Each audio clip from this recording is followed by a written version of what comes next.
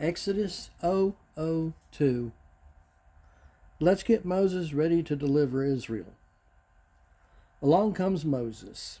Now, 400 years is coming to an end as Moses is born. Between the book of Genesis and Moses is 430 years of slavery of the Hebrews to the Egyptians. Restart your clocks. Now, from Moses' birth to Moses being called by God is 80 years. During his childhood, not much is said about Moses, much like what was not said about Jesus.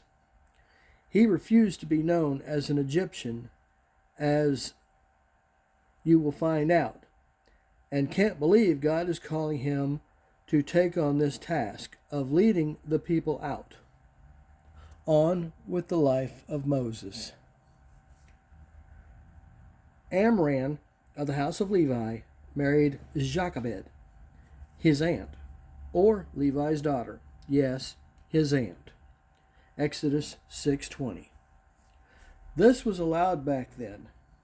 They will have 3 children: Aaron, Miriam, and Moses, in that order. When Moses was born, Jochebed and Miriam hid him from Pharaoh. Not much is said about Aaron here, so we will continue with Moses. Jochebed saw Moses as a beautiful child. Miriam, his sister, was always hiding him until he could no longer be hidden. By 3 months, he was getting so big compared to the size of a newborn that they had to do something. The women finally put him in a basket and sent him down the Nile.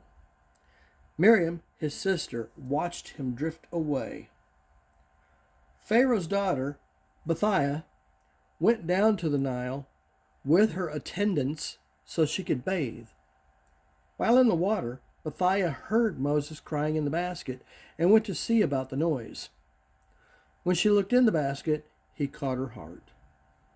Miriam watched as Bithiah took Moses from the basket. "This is one of the Hebrew babies," she said.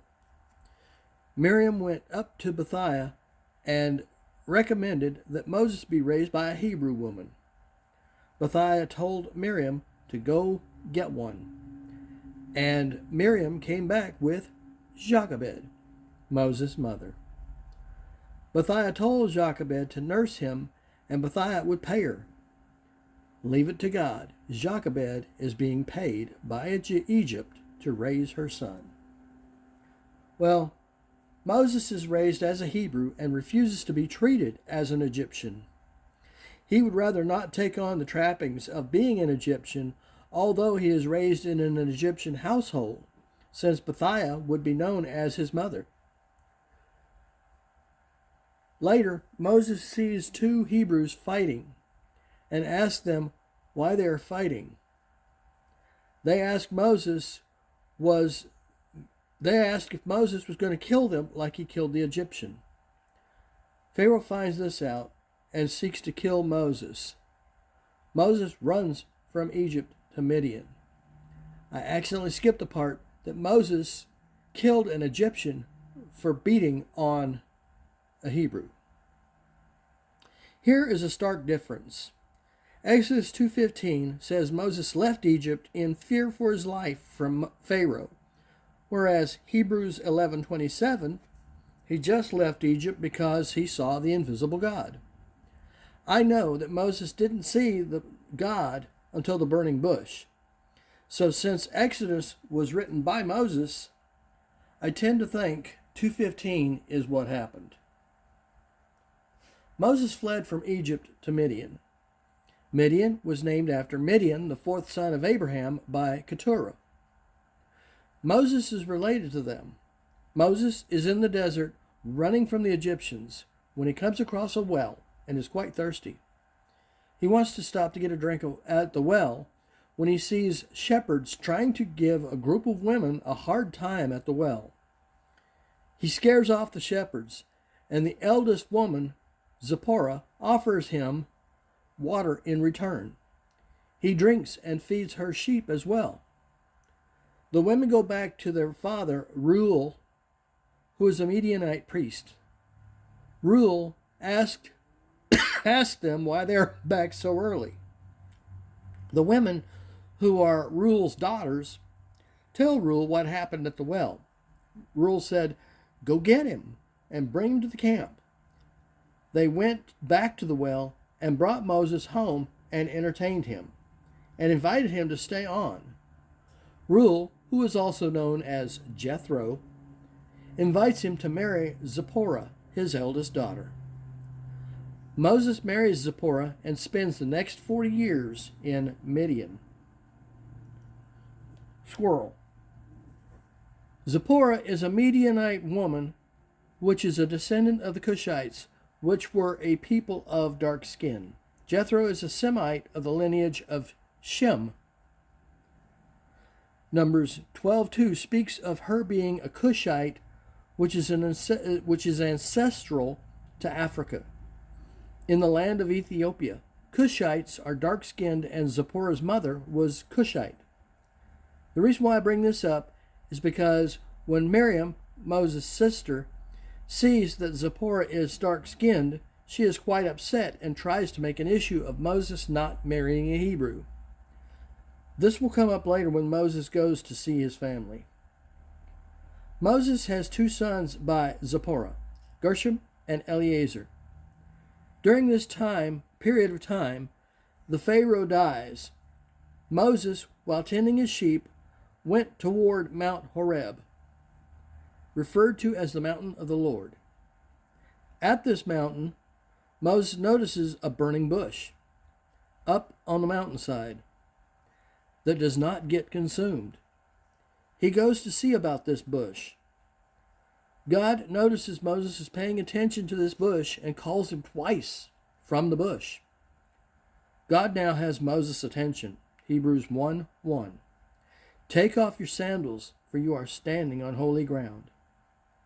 God tells Moses that Moses is going to lead the children of Israel out of Egypt. Moses is not quite sure this is such a good idea for him to be the one to do it, and proceeds to tell God reasons why. Squirrel.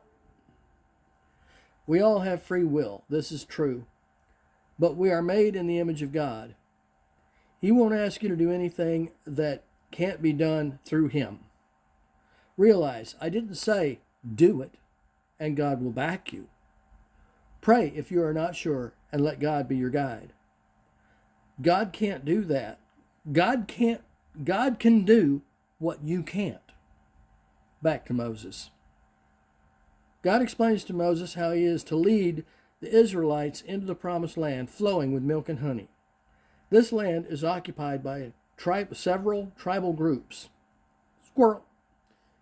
Quick explanation here. If a group is named after a king, good or bad, the group takes on the ites, I-T-E-S, such as Canaan, who was the son of Ham, and they were known as Canaanites. Moses then starts giving God reasons why he should not be selected for the task. I am incapable, says Moses. Who am I that I should be called to do this? God replies, I will be with you. Moses was to meet with the elders of Israel and go to the king of Egypt and ask for 3 days' journey into the wilderness to offer sacrifice to God. The king will say no, said God. So I will stretch out my hand and perform many wonders. He will then let you go.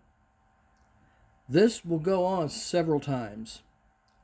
After so much of this, the Egyptians will then be happy to see you leave and give you gold, silver, bronze, and other such things to get you out of town. You shall plunder them. Next, it will be Moses versus Pharaoh. I will see you then. Thank you.